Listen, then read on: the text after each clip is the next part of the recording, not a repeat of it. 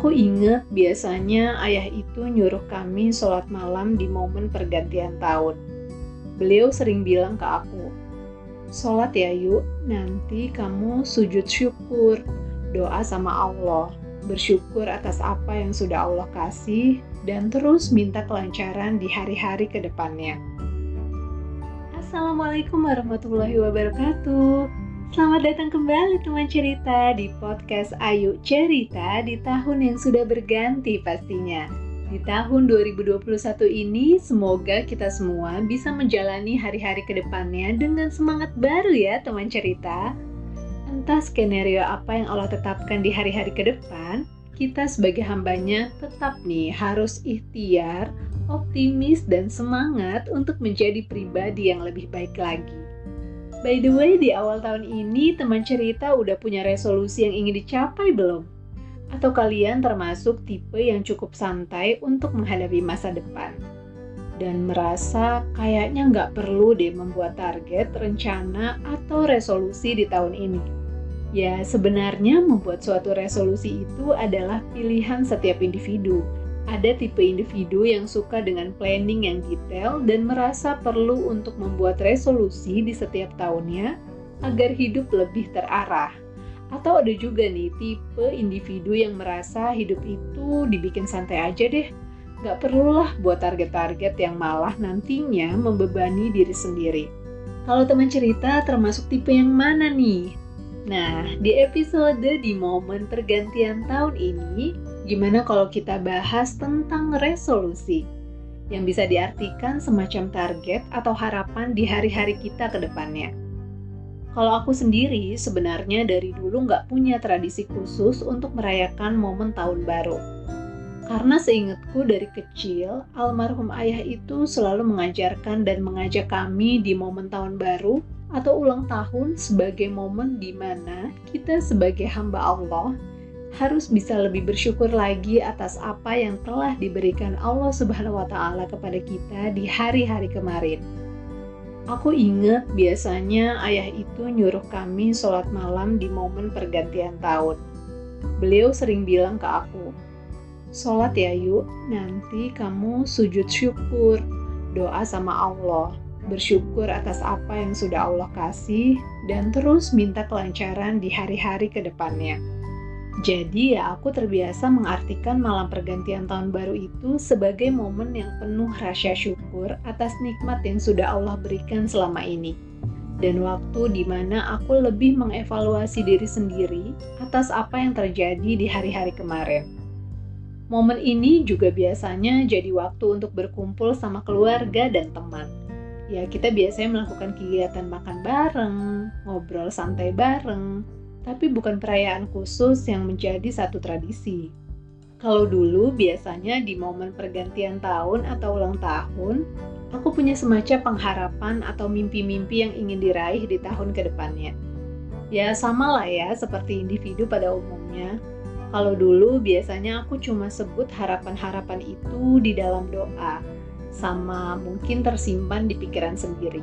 Atau kadang aku juga ungkapin sih sama keluarga terdekat harapan-harapanku itu apa di tahun ini, tanpa pernah menulis secara spesifik. Jadi aku nggak pernah benar-benar menuliskan harapan-harapanku secara detail sebelumnya. Ya setelah malam pergantian tahun baru, esoknya aku tetap menjalani kehidupan sehari-hari seperti biasa. Ya tetap sambil berdoa juga, akhirnya ya udah sambil lalu aja. Dan tiba-tiba udah ganti tahun lagi. Saat itu menurutku itu nggak apa-apa. Toh aku cukup bersyukur atas hari-hari baik yang Allah kasih dan beberapa pencapaian yang bisa aku raih. Tapi semenjak aku memutuskan untuk menjadi freelancer, di mana banyak waktu untuk mengintrospeksi dan lebih mengenal diri sendiri, aku merasa menuliskan resolusi secara detail dan spesifik itu perlu. Banyak manfaat yang aku dapatkan ketika aku melakukan proses ini. Oke, aku bahas satu-satu nih. Manfaat apa saja yang bisa aku dapatkan dari kegiatan membuat dan menuliskan resolusi? Manfaat pertama yang aku dapatkan adalah resolusi dapat membantuku untuk menentukan tujuan hidup. Dengan menuliskan harapanku secara spesifik, aku jadi lebih tahu list apa saja yang ingin aku capai di 1 tahun ke depannya. Dan setelah tahu tujuan apa yang ingin aku raih ke depannya, aku jadi mulai berpikir cara apa yang harus aku lakukan untuk meraihnya. Ini menarik sih menurutku, karena otakku semacam diajak untuk membuat strategi dalam mencapai list tujuanku itu. Manfaat yang kedua, resolusi ini dapat membuat hidupku menjadi lebih bersemangat. Aku cerita dikit nih ya. Awalnya aku mulai menuliskan resolusi ini kayaknya sekitar 4 atau 5 tahun yang lalu. Tepatnya setelah memutuskan untuk menjadi freelancer. Aku merasa banyak skill yang harus aku kuasai untuk menjadi freelancer yang bukan hanya sekedar freelancer biasa ya, tapi memiliki kualitas yang baik. Jadi dari list harapan yang aku punya, aku mulai membuat breakdown apa saja sih skill yang bisa menunjang harapanku di tahun ke depan agar bisa terwujud. Aku mulai cari tahu tempat belajar atau komunitas apa yang harus aku ikuti untuk meningkatkan skill tersebut. Di proses breakdown itu, biasanya aku mulai menulis schedule atau rutinitas apa yang harus aku lakukan untuk beberapa bulan ke depan. Dengan mengetahui jadwal aktivitas harian dengan lebih detail, aku merasa menjadi lebih semangat setiap harinya. Karena begitu bangun tidur, aku udah tahu nih deadline pekerjaan apa yang harus aku selesaikan di hari itu. Jadi ini lumayan membantu sih untuk mengontrol semangat bekerja dalam menyelesaikan tugas harianku. Manfaat yang ketiga adalah dengan membuat resolusi ini, aku belajar untuk menjaga komitmen. Khususnya komitmen kepada diri sendiri. Jadi dalam menuliskan resolusi ini, aku biasanya membuat semacam tabel achievement untuk mengontrol list harapanku.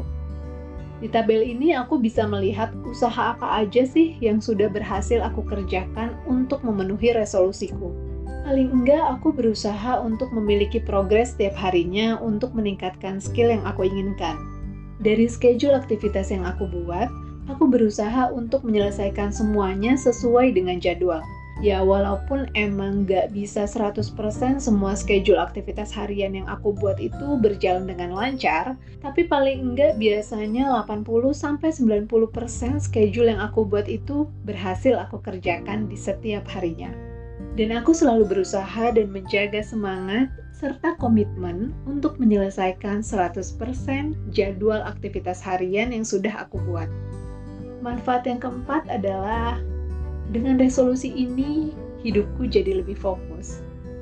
Dengan memiliki resolusi dan menuliskannya, ini membantuku untuk lebih fokus dalam menjalani hari-hari.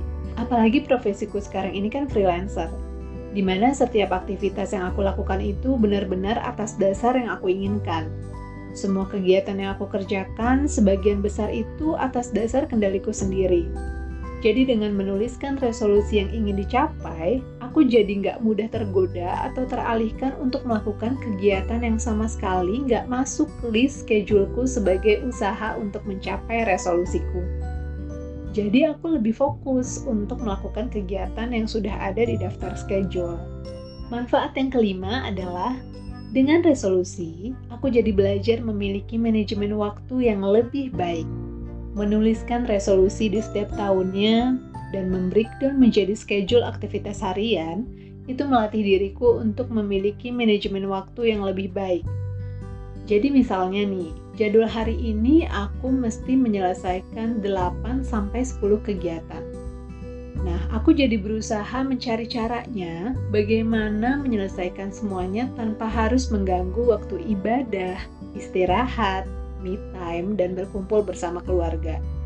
Dari proses ini, aku jadi belajar bagaimana memanfaatkan waktu yang ada untuk menyelesaikan semuanya sesuai dengan jadwal yang telah dibuat.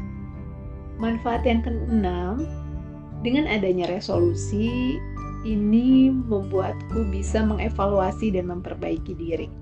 Adanya resolusi yang aku buat, aku jadi semakin tahu kelebihan dan kekuranganku. Dengan mengetahui kelebihan dan hal-hal apa yang sudah berhasil aku raih, aku jadi lebih tahu potensi diriku yang bisa aku kembangkan ke depannya. Dan dari sisi kekurangan atau hal-hal apa yang tidak berhasil aku raih, aku juga diajak berpikir nih, bagaimana ke depannya aku harus punya strategi untuk mencapai resolusi tersebut. Dengan tentunya belajar dari kesalahan yang pernah aku buat di hari atau tahun sebelumnya. Ya, bisa dibilang ini momennya untuk mengevaluasi diri untuk menjadi pribadi yang lebih baik ke depannya. Dan manfaat yang ketujuh yang bisa aku rasakan adalah dengan membuat dan menuliskan resolusi, tanpa disadari semesta itu ikut mendukung. Aku semakin percaya sih, jika kita punya suatu keinginan, harapan, cita-cita, mimpi, resolusi, atau apapun namanya, intinya semacam itu ya, dan menuliskannya, insya Allah akan kasih jalan untuk menuju harapan itu.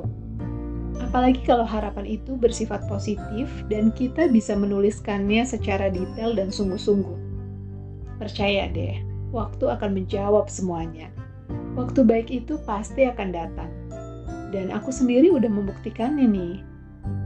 Jadi dulu sebelum aku resign sebagai karyawan di suatu perusahaan dan memutuskan untuk menjadi freelancer, aku punya salah satu harapan untuk memiliki satu media lah untuk berkarya atau paling nggak bisa melakukan sesuatu yang aku suka dan mempublikasikannya. Waktu itu aku nggak pernah berpikir untuk membuat podcast. Kayaknya waktu itu yang sempat aku pikirkan adalah menuliskannya dalam sebuah buku. Tapi aku merasa kemampuan menulisku itu masih jauh dari kata baik. Tapi tetap aja aku menuliskan keinginanku itu di salah satu list resolusi. Ya walaupun keinginan itu udah aku tuliskan cukup lama, sekitar 4-5 tahun yang lalu, alhamdulillah di akhir tahun 2020 ini, akhirnya aku berhasil merealisasikannya dengan membuat podcast Ayu Cerita ini. Ada aja tuh jalan yang Allah kasih untuk mewujudkan harapanku untuk berkarya dan berkreasi. Aku merasa senang bisa menemukan media untuk berkreasi, paling enggak bisa membuatku lebih happy dalam menjalani hidup. Dan syukur-syukur bisa bermanfaat juga untuk teman cerita yang mendengarkannya. Nah, itu adalah manfaat yang aku dapatkan dari proses membuat resolusi dan menuliskannya di setiap tahunnya. Aku sendiri biasanya membuat ini sebelum pergantian tahun. Biasanya aku udah membuat ini di awal bulan Desember lah ya. Jadi, saat hari di mana tahun berganti, biasanya aku udah siap melakukan schedule aktivitas yang sudah aku siapkan. Tapi untuk teman-teman yang mungkin masih ragu, sebaiknya aku buat resolusi atau enggak ya di tahun ini? Dan setelah mendengarkan podcast ini, kalian mulai berpikir, kayaknya seru juga ya kalau aku punya resolusi. Aku rasa ini belum terlambat kok teman cerita.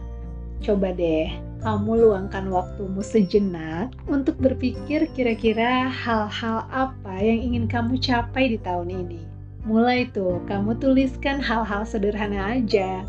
Intinya ada perbaikan diri yang bisa kamu capai sebagai seorang manusia. Aku kasih contoh ya, misalnya mulai tahun ini kamu ingin menjaga sholat 5 waktu dan melaksanakannya tepat waktu. Terus mulai deh, kamu tulis langkah-langkah apa yang bisa kamu lakukan untuk mencapai resolusimu. Dan untuk kamu yang mungkin merasa membuat resolusi kayaknya nggak perlu deh. Asalkan hidupku bahagia itu kayaknya udah cukup. Ya nggak apa-apa juga, itu pilihanmu kok. Aku percaya yang lebih tahu kebutuhan diri kamu itu ya pasti kamu sendiri.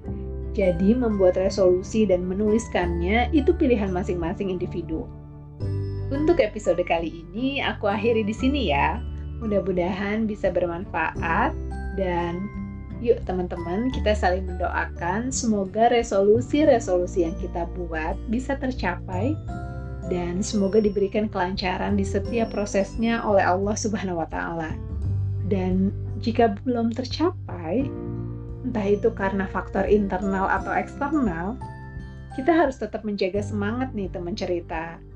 Kita harus tetap percaya Allah itu punya skenario yang lebih indah untuk perjalanan hidup kita. Oke, tetap optimis dan semangat ya teman cerita. Ayu pamit di episode kali ini. Wassalamualaikum warahmatullahi wabarakatuh.